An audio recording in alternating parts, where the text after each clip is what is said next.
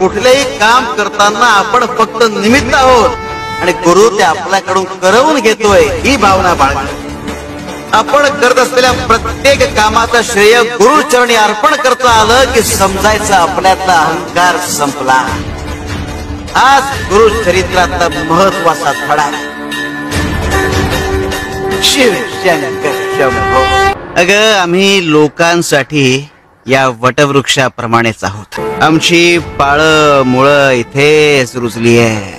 तसंच आमचंही आहे. सर्व काही आमच्या भरवशावर सोपवून आमच्या आधारावर इथे वावरत असतात. यशस्वी होण्याचा सगळ्यात चांगला मार्ग म्हणजे प्रत्येक वेळी अजून एकदा प्रयत्न करणं.